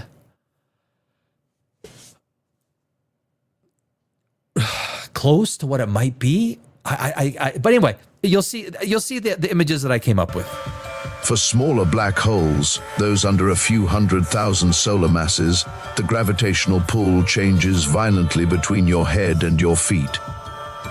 The resulting tidal forces would tear you apart or spaghettify you long before you ever manage to cross the event horizon. You would be stretched vertically and crushed horizontally into a stream of atoms while still technically outside the boundary. A fiery death caused by gravitational pressure, not heat. But if you are plunging into a gargantuan supermassive black hole, 1 millionth of times the mass of the sun, the event horizon is so vast that the change in gravity is more gradual. For a brief, terrifying moment, you could cross the event horizon intact. Inside this boundary, the external universe would instantly disappear forever. But what about the temperature inside this dark realm? I mean, it's kind of a concept. When you think about it, you cross over. If you went to a black hole that had no accretion disk, it's almost at 0 Kelvin. So your spacesuit would have to have, obviously, you'd have to have a heated spacesuit. But the second you cross over, now if it's a supermassive black hole, the gravity will not spaghettify you, right? It's that massive gravity is distributed across such a massive distance. If you on a supermassive black hole, you will not be spaghettified. And you cross over, I don't know what would happen when you cross over, but you would know that you have left the universe and you could never go back. Now, when you kind of like go into that concept, I've left the universe and I can never go back. The universe it's not even a closed door. It is a sealed up wall with no way to go back. And now you're floating into, basically you're going towards the singularity. But this visual, I searched so many, I think I searched 3 hours to try and find a visual that's going to work for the idea or concept of when you cross over. Like, it sounds kind of easy when you watch a video. The people that are creating the video conceptually need to put something on there that makes sense. It was so hard. Inside the event horizon, the environment remains dominated by extreme cold. The initial energy from the outside universe cannot follow you, and the sheer volume of the supermassive black hole's interior means there is very little ambient energy or friction to generate heat. You would be falling through a freezing, lightless abyss. However, that cold environment is temporary. The final, inescapable destination is the singularity. And this is where the rules of physics break down entirely. The singularity is the black hole's true center, a point of infinite density and infinite space-time curvature. It is not heat in the traditional thermal sense that destroys you here, but infinite pressure and energy density. And these were, So if you've crossed the event horizon and you're moving towards the singularity, you could basically, if the entire inside of a black hole is black and everything is moving to this single point of zero volume but infinite, mass and you have to represent it some way, right? You have to have the visuals represent the singularity and crossing over from the event horizon going towards it. It has to be represented in some way. Nobody knows what is back there because those damn black holes are preventing that light from coming back to us.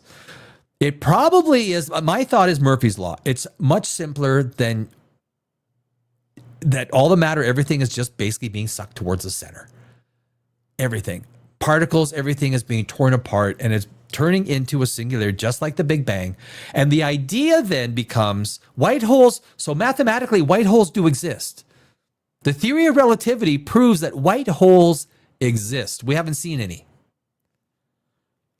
But basically then are black holes then creating, they get a certain size, and based on their size, they create a white hole and they spit out energy that then converts into mass. And if the universe is infinite, let's just say the universe is infinite, it has no end. These black holes, at some part in the universe, they create another quote unquote Big Bang. They turn into a white hole. And that white hole it's not that light can escape. It's only light can go out. Light cannot go in. Everything just goes out. And so when you take a look at the theoretical physics of a black hole, white hole, you basically have a big thing going in and it goes into and then it goes out in a big funnel, right? So if you take a look at the Big Bang, it's exactly the front half of what would be a white hole, which turns into a very interesting idea for the universe. Is basically an infinite universe being continually reorganized, recreated, reshaped, reformed, reborn based on black holes consuming energy. And then those parts of the universe basically become empty space-time, right? Because everything is expanding. Everything's expanding. And then eventually everything gets eaten up by black holes. This might take trillions of years. The universe doesn't care. Hundreds of trillions, quadrillions of years, the universe doesn't care. Time is endless for the universe. It only means something to us because we are finite. Matter is finite. But to the universe, even matter being finite, the universe doesn't care. The fabric of space-time is a constant. It's like matter disrupts. Gravity is the disruption of matter coming into the fabric of space-time. It's space equilibrium theory. And so the idea of a singularity, as if we pass through the event horizon and started working our way to the same, of course we'd be torn apart, right? We have, at that point in time, we're particleized. But you need to theorize the idea that if we did float towards the singularity, what would happen? All the mass that formed the black hole and every particle that has ever fallen in is crushed into this zero-volume point. As you fall closer to the singularity, the tidal forces would become absolutely insurmountable, violently tearing your body into its constituent particles. I mean, I like that. When I wrote that line, I thought, how do you explain that? You get torn, like every little quark and everything gets torn apart. It's not even atoms. Your atoms get torn apart. Your electrons get torn apart. To your constituent, we probably don't even know a lot of these little tiny particles are beyond quarks, right? If string theory is correct, which it's called string theory because it can't be proved. It's not proved. It's we're wiped out. We're gone. It's like we never existed. At the singularity itself, the energy and pressure are beyond comprehension. The entire journey, from the scorching external disk to the freezing cold inside the horizon, ending in the 0 point of infinite pressure at the singularity, shows that the black hole is not just a vacuum of light, but an unparalleled paradox of physics. You wouldn't be able to escape the crushing gravity, proving that sometimes the coldest, emptiest places in the universe contain the most terrifying forms of energy. That's one of my favorite black hole images of. To me, this one looks so real. It feels this feels like if you're floating one of the most realistic visuals of actually being. I mean, this would probably be a pretty big black hole. Like I would be guessing this would be like Sagittarius A star, right? Our black hole in our galaxy. This is probably what, although there's a lot of stars. If you look at all the stars that are rotating around Sagittarius A star, it's got a lot of buddies. Our supermassive black hole, which is really not supermassive. It's only 4 million solar masses. I mean, ton 618 is 66 billion. It's really not that big, our black hole. Like, it's kind of small.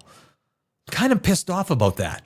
Like, we really got duped on our supermassive black hole. But hey, it keeps the Milky Way together along with some dark matter, so we're okay. The reality is, temperatures inside and surrounding a black hole vary from 100 million degrees Celsius to near absolute zero. See, and that's insane.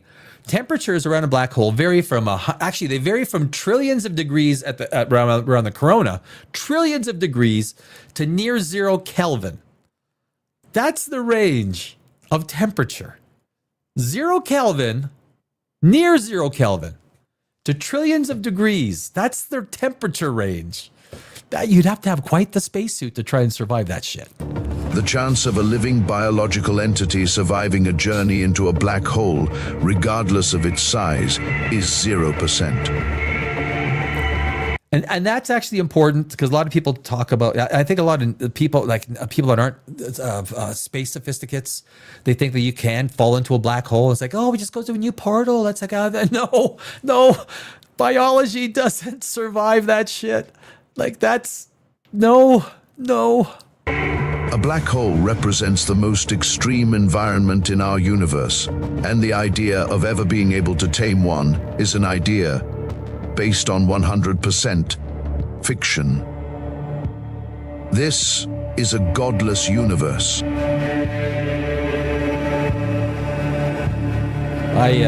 So I just released that video today. I just released a video today, and what I love about black hole videos is I love working with the visuals. There's a lot of visuals that you find them everywhere, so I'm always hunting to try and find new ones or create new ones. It's expensive to create new ones because a lot of the times in your first generation with AI, it's like, what the I asked for a black hole. What did you give me? What the hell is that? What am I? But so trying to create these videos that are somewhat new or have imagery that allows the human mind to really take off and go to the next that's what I try and do. I mean, the first thing is a script, right? Making it so that everyone can understand what you're talking about, making it impressive, making it awe-inspiring, because that's what science is. Space and science is awe-inspiring. But if you go to Godless Universe, I had 200 videos, and I just did the Event Horizon, the spaceship. Video's doing fantastic. I'm working on it. If the Event Horizon had a sequel, I'm working on that video. Being a screenwriter and what I do, I'm really enjoying the possibilities around. I might even write that screenplay. I might write the screenplay for an Event Horizon 2, give it to Paramount, give it to what's Ellison's son? What's Larry Ellison's son's name? Hey, you dude, I got a script for Event Horizon 2. I don't know. So yeah, so I take a look if you want to watch the videos. I got lots of I got a video on Ton 618. I got a Phoenix A video. Both of those are doing really good. I do love making black hole videos. Actually, I like making all space videos. I'm working on also a Nostromo Alien, the from Alien, the spaceship. They use a specific type of propulsion to get across the universe. And the idea of cryosleep, I'm also working on a cryosleep video because it's fascinating. We have no idea how to do cryosleep. There's a frog that can be that one frog that goes to sleep, it's frozen, but if the temperature drops below a certain level, it dies. We have no idea if cryosleep can work, right? There's no idea. So I'm working on a video on that. Of course, the hard part is always taking the facts and the information and putting it into a script that works. But anyway, so to finish off this episode, it is Underworld week. Underworld, not underwear, not to be confused with underwear. A world. What the fuck? What the fuck did I just hear? Hey, Tropic Thunder. I should do a review of Tropic Thunder one day. The best to me, Tropic Thunder is the best comedy ever made. Meet the Parents is right up there. But both one have Ben Stiller, right? Ben Stiller, he had some genius. He had some comedic genius. Tropic Thunder is comedic genius. There is a story. So I've never told this story. I've always told people with Tom Cruise. People don't know the story of Tom Cruise and Les Grossman. This is what happened with Tom Cruise and Les Grossman. Or Ben Stiller. So Ben Stiller, he wrote the script for Tropic Thunder. And then he sent it to Tom Cruise, because a lot of times when you write a script, you want to send it to people. Now, I don't have access to Tom Cruise, but look, the two Mission Impossible movies were like, what the fuck was that, dude? If you would have given me those two scripts as a screenwriter, I would have said, like, cut out this exposition, man. You're telling, half the movie is just telling you what happens. Show the people what happens. Tom, you're a fucking pro, man. So anyway, so what they did with Tropic Thunder. So Ben Stiller sends Tom Cruise a script of Tropic Thunder. Tom Cruise reads it. Les Grossman did not exist. So you had the director without the pressure from up top, right? So basically the director's motivation to get things done is basically, oh, I got to make a good movie or else. So, but there's no pressure. So Tom Cruise read it and he told Ben, it's like, look, you really need that studio head pressure from up above. You need, that's where all the tension, because that's what a movie is. It's tension. It is stakes between the protagonist and the antagonist. Who is the antagonist in Tropic Thunder? Well, that's the brilliance of the movie. It is Les Grossman, then it's also the drug guys, right? You know, whose favorite movie is the VHS copy of Simple Jack. But Les Grossman is an antagonist, and he's a fucking great one. So Tom Cruise said, you know, what's missing from your movie is the tension, the pressure, and the stakes from the top of the studio, putting pressure on the director. And that pressure on the director is creating so much mayhem between him and the actors that he goes to extreme ways. So Ben went, yeah, oh yeah. And so so Ben Stiller and Tom Cruise talked about it.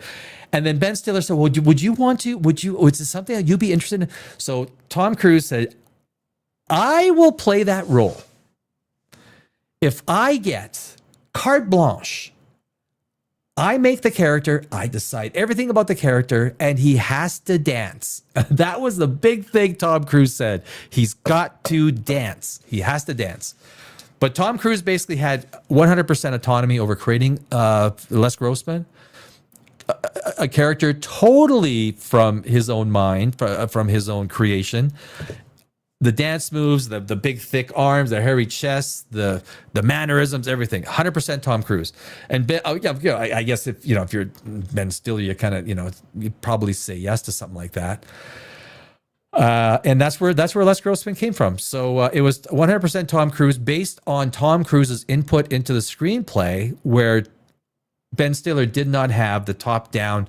And when you write a screenplay, I mean, you guys could try and write a screenplay. It's fucking hard. Yeah, very different than a novel. You can't novelize a screenplay. The two are very different. Yeah. So on my other channel, Pop Rages, a lot of the videos that I'm going to start doing are basically movie teardowns from a much more technical, not too technical, but tearing down the story from a screenwriter's perspective. So it has some real value when people see, like, what was really wrong with that movie, right? So, and also here, hey, we're about to do the Rise of Lycans. We also do movie reviews, sci-fi, fantasy, and whatnot. But Tropic Thunder, and that's the story with Tom Cruise and Tropic Thunder. So I watched. So this was the day 3 of Underworld week, and And so I did watch The Rise of Lycans. And of course, I know that this one does not have Kate Beckinsale. What's his name? Michael Sheen comes back to play Lucian. What's his name? Plays Victor. It's all takes place in the 1200s, right? It's basically Lucian's story. And you realize, like, Lucian's the protagonist. He is the to have seen this movie and then to see the first Underworld, you'd look at Lucian, the werewolf, as being a sympathetic protagonist. And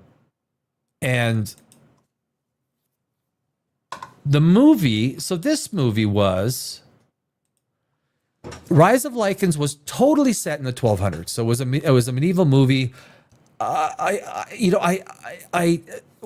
I love about the Underworld series, and it's stuff that we do not get today. We do not get this consistency of tone, consistency of world building, consistency of, although this movie wasn't the best, it wasn't bad. I think 6.5 on IMDb. Today, if this movie came out, it'd probably be closer to 7.2, I think. It's probably worth a 7 or 7.2. The special effects are pretty good. Some of the werewolf stuff looks meh, but I think this is a 2009 movie. It's compelling. Victor as the antagonist. I mean, what's that actor's name? Why do I forget his name? He's such a good it's like Charles Dance, but he was where is he? Underworld, Rise of the 6.5. I think if it came out today, it would probably get a little bit better reviews. Where's the actors? Come on, man. You make me scroll. Itchy nose. Why can I not find the actors? Come on. Did I pass it, guys? Am I feeling dumb here? What the hell? Oh, I see what happened. Bill Nighy played Victor. He is great. The casting in almost all these movies are pretty good. I mean, this is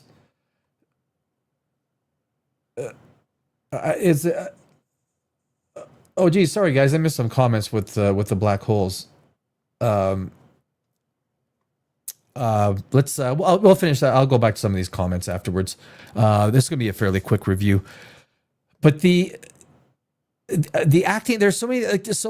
I think the fact that it's the third movie and Kate Beckinsale wasn't in it, and Kate Beckinsale made such a huge impact with people. The movie is not bad. It's very good. It's very focused. Lucian, the actor that plays Lucian, is very good. The logic between characters and why it's established, why the tension, why the hatred is established in The Rise of Lycans is good. The gal that plays the daughter of Victor, she was good. Conceptually, why? So you have to think so if I'm writing a screenplay and at the end a father has to kill his daughter. Think about that. It's got to have solid motivation. Let me take in Frankenstein, Guillermo del Toro's Frankenstein. If you guys seen that, Victor Frankenstein wants to kill Frankenstein. His motivation for getting angry was because he could only say one word. He started to get frustrated. That's all you can say. You can't say hand. You can't say boot. You can't. All you say is Victor. That's all. Okay, it was not earned. His anger towards Frankenstein was never earned. At that point in time, Frankenstein was a sympathetic character. It's like, dude, why are you getting so fucking angry at it? It didn't make sense. And that's where Frankenstein, a lot of people say it's Guillermo del Toro's best movie. No way. The second half was just a copy-paste of Shape of Water. Absolute copy-paste of Shape of Water. If it wins awards, I'd be fucking surprised. Shape of Water was good.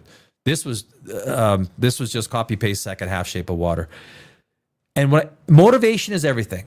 Right? Motivation is everything. So now you're going to have Victor kill his daughter in a horrific way. And that motivation, so they established Victor in the previous movies as hating the abomination of vampires and werewolves coming together, right? It's an abomination. That was been consistent in his character from the very first one.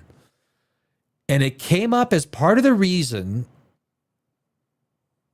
that he gave to kill his daughter. Not Lucian, kill his daughter because she was pregnant with the werewolf. So I look at it from a screenwriter's perspective, and it was well done. It's well done, right? Motivation. But because if a character's motivation doesn't, he did all that just to really, like, you know, motivation is everything in a movie, in a character, protagonist, antagonist. So they really set it all up really well. And you know, trying to recreate 13th century Hungary, it's hard. It's good movie making. This is good movie making. It is. It's good movie making. But you will learn to be loyal without the loyalty between us. We are no better than the beasts at our door.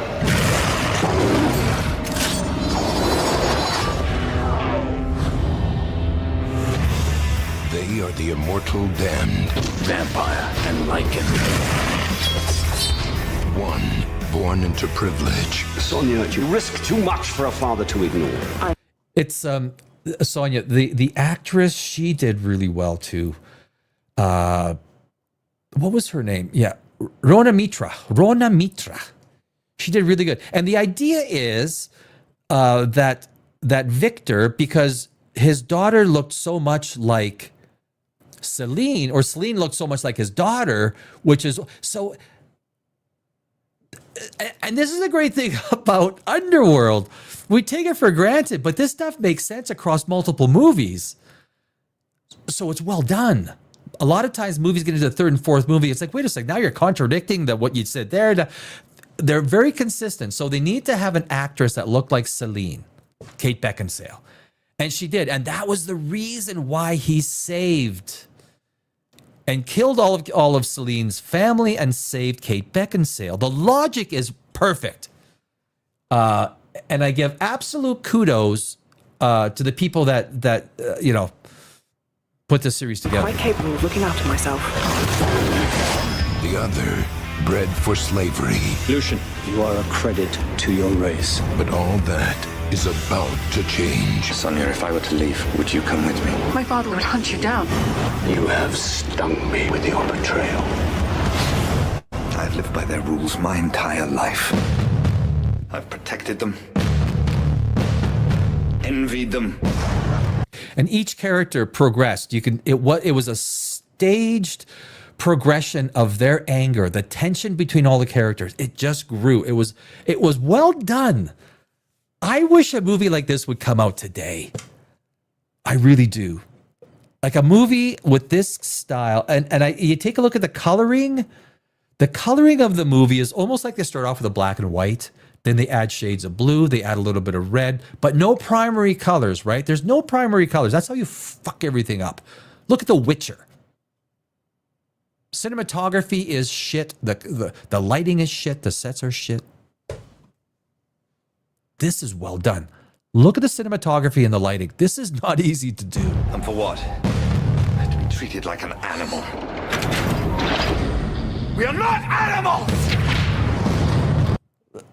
Again, just look at the lighting. Look at the shading. This is a lighting crew and cinematographers that are not scared to put shadows on faces. You might think it's easy. It's not. It's not. Is this what you want? It's awesome. We can be slaves. Well done. Well done. Or we can be. See the black and white with the blue, right? That's the tone. That's the color palette. It's fucking awesome. It's contrived. It's not an accident.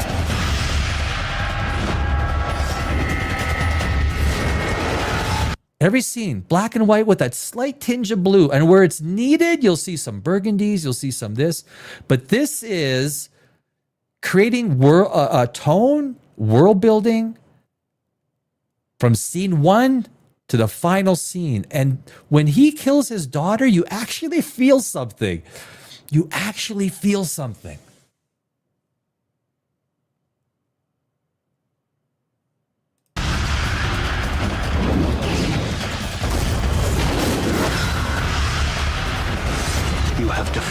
for the last time. Are you with me?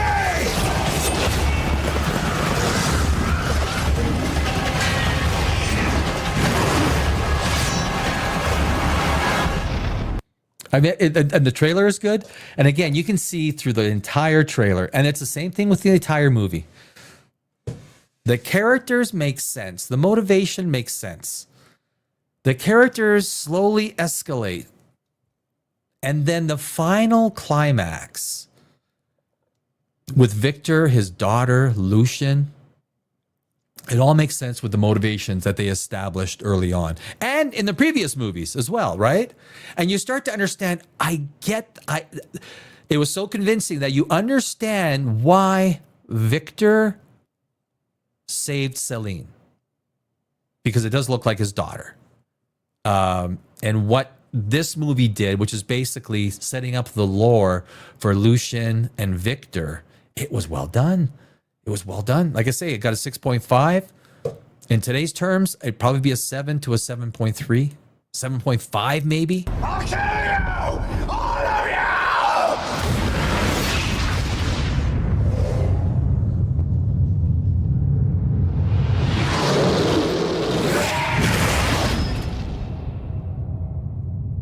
January 2009. Damn, we were locked in a huge recession back then. People were going through pain, man. Oh, well, we don't want to watch that again. So anyway, this is Underworld Week. We're doing the entire Underworld series. We did 2003 on Monday, 2006 yesterday. Today was Rise of the Lycans. There's actually 2 more movies, and we do Monday through Thursday. Maybe I'll do another on Monday. But you know, guys, like I say, I'm a screenwriter, and you could Google me, Danny Alex, screenwiter. I won hundreds of awards in film festivals around the world. I've never sold a screenplay. Never optioned it. I've had offers, and the last thing I've ever wanted with one of my screenplays is to give it to some producer who puts $500,000 into it, sells it for $1 million, $1.5 million, and it turns into a 2.6 out of 10 on IMDb, and then my freaking name is on it. No fucking way. I'd rather die and have nothing produced than to have my name stuck on those garbage crap movies. But this movie, I'm telling you, man, the Underworld series, if all these movies came out today, we would appreciate them so much more than the 2003 to I think 2014 was the run of those movies. Rise of the Lycans is where's the, you know what, let me I'm going to, before we wrap up this show, we got a really big show. Oh, really? Let me share that. Share screen. Underworld, Rise of the Lycans. I always like to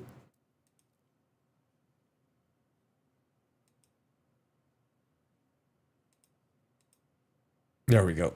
So I always like to and you know, part of what I do here on Godless Universe is not only just science, but it's also being a screenwriter. Science fiction, fantasy, horror, science horror has so much to do with science fact.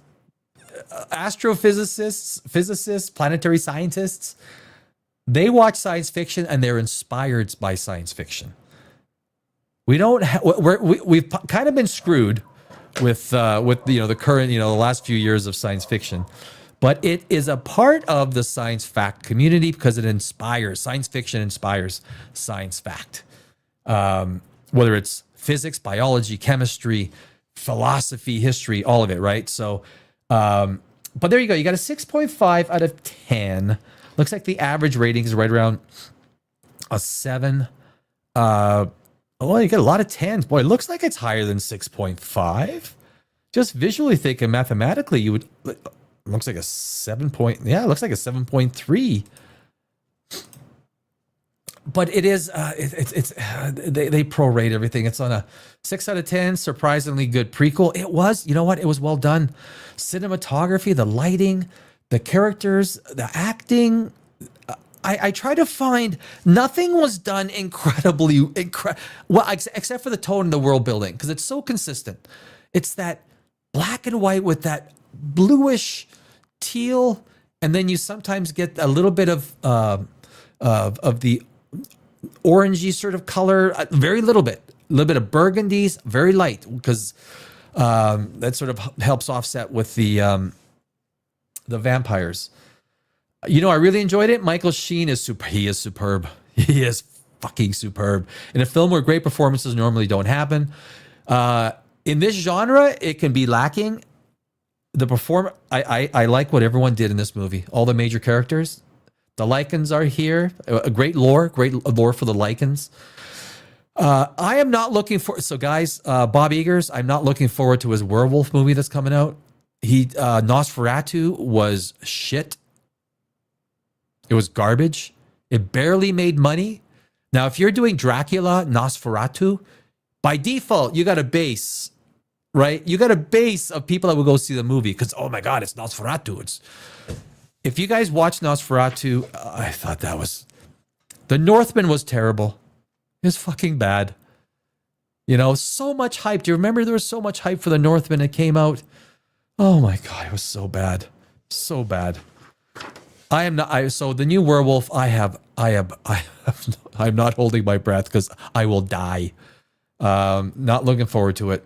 But what they did here in Underworld, More Than Animals, good simple story without Kate Beckinsale. Yeah, that's just it. It's a good story. There's no such thing as a good simple story.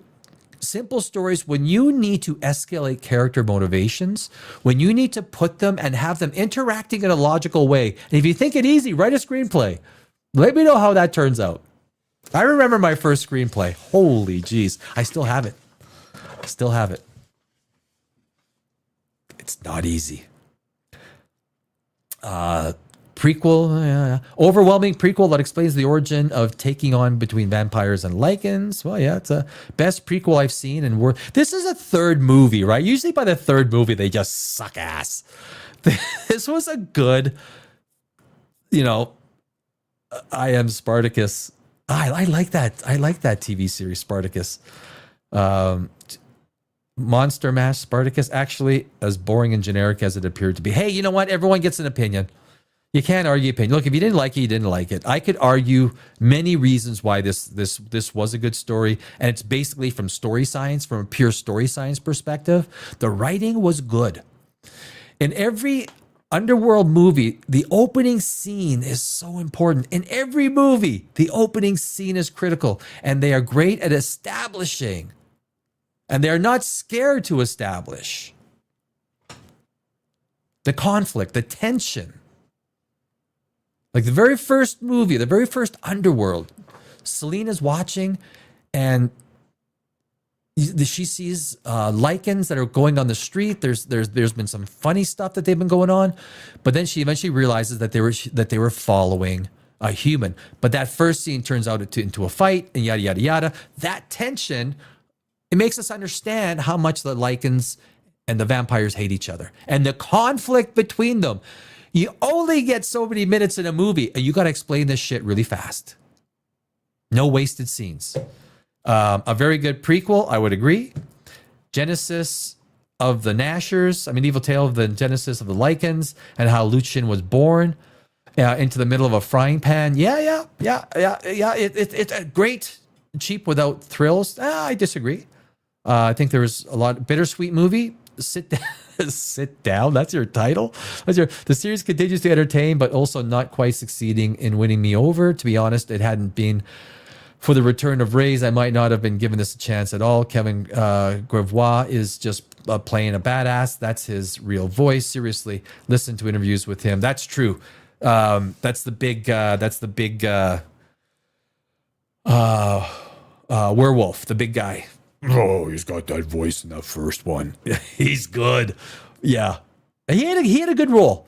I'm surprised he wasn't more prominent in movies after that, because he's pretty solid. A solid prequel that fills in much of the franchise's mythology. Yeah, there's a lot of lore. They filled in. All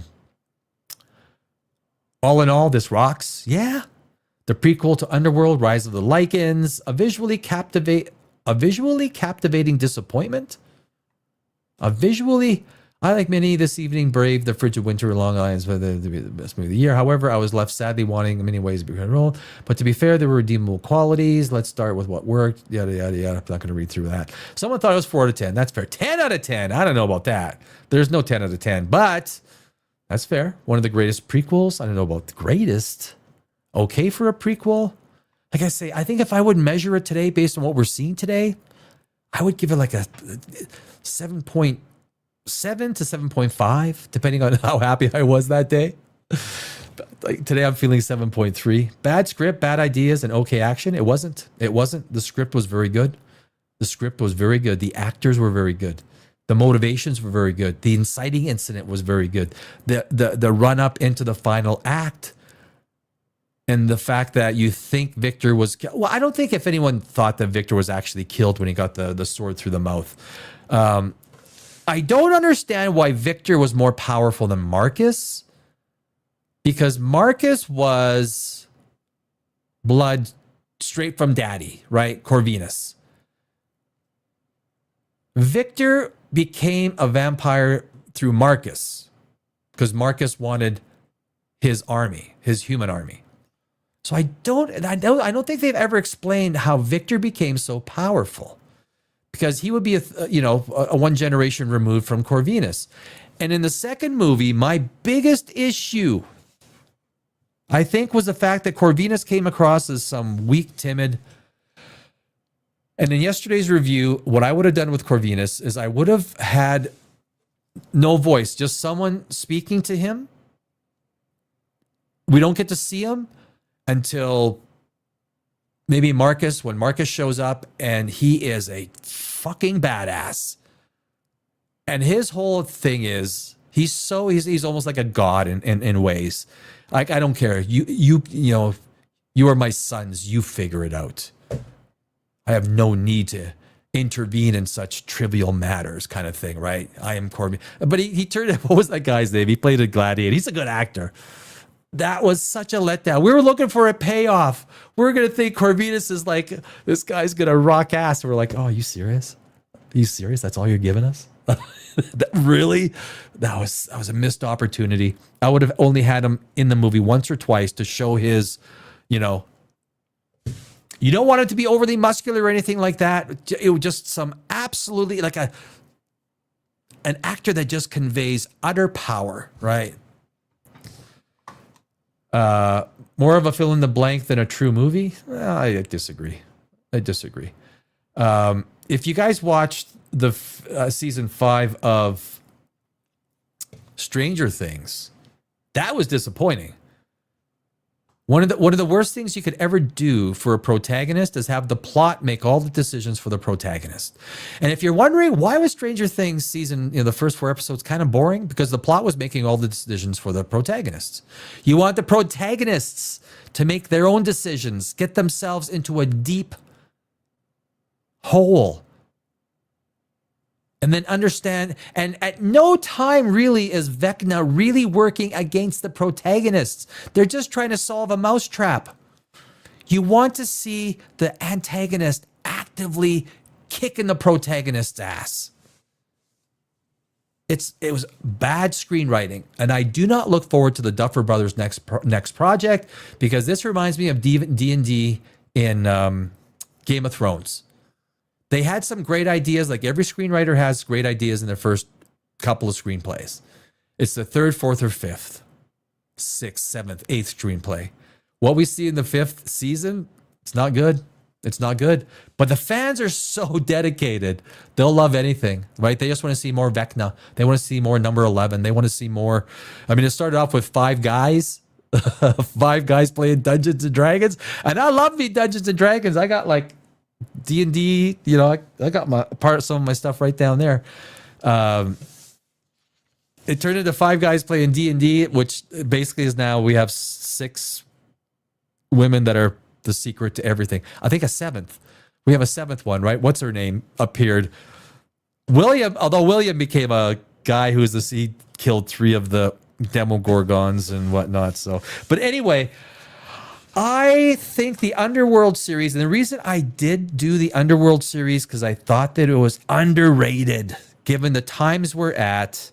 If you guys want to see a really good multi-movie series, start off with Underworld 2003. I think you'll like it. I am enjoying rewatching it again. I really am. Totally enjoying. I love Kate Beckinsale. I love the character. Celine is one of the best female protagonists that earned her place. Who we respect her power. Because in today's world of female protagonists, they're just powerful because they're female. They don't have to earn it. It took Luke Skywalker 3 movies to defeat his dad. It took Rey 2 scenes to defeat Kylo Ren. We want to see female characters be tested, get beaten up, lose, learn. It's like Rocky. It's like the first Rocky. Why do we love Rocky? Because his victory was all about losing. It was all about how bad he was going to lose. The first Rocky is Oscar gold. Sly Stallone's first movie was by far his best. Rocky is a brilliant screenplay. It's a brilliant story because it wasn't about winning. And if Rocky would have won that, it would have sucked ass. It was about him just surviving against Apollo Creed. Carl Weathers.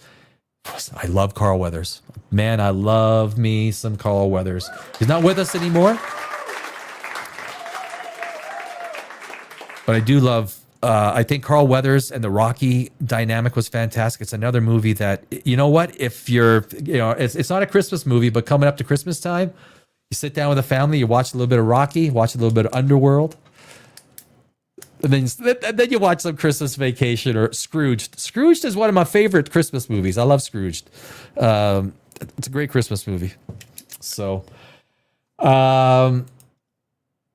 that's it. So that is Rise of the Lycans. Tomorrow, what's the next movie in the Underworld series? I'm going to be doing, I forgot the, is it Awakening? No. Yeah. Well, I'm going to be doing that tomorrow. I'm going to be doing a bunch of other stuff, guys. On Christmas Eve, I'm going to be live for 4 hours. Christmas Eve. On Christmas Day, I'm doing an 8-hour marathon for everyone who doesn't have any family or friends or nothing to do. Come join me. We're going to be talking about everything, a lot of stuff. 8 hours. I'll be talking about a lot of stuff. Hopefully we get a whole bunch of comments to help create some content. We need content for 8 hours. Christmas Day, my friends. Christmas Day, Christmas Eve. And then I will be back. Time flies, doesn't it? Dear God, it was just Labor Day. Now we're 3 weeks out from Christmas. Where did Halloween go? Where did Halloween? The NFL season is almost over. Where's there 5 games left in the NFL season? Anyway, guys, till tomorrow evening, 7 o'clock Eastern, 4 Pacific, 5 Central, 5 Mountain, 6 Central. I will see you guys tomorrow evening, and I thank you for hanging out with me. It is my absolute pleasure. Thank you.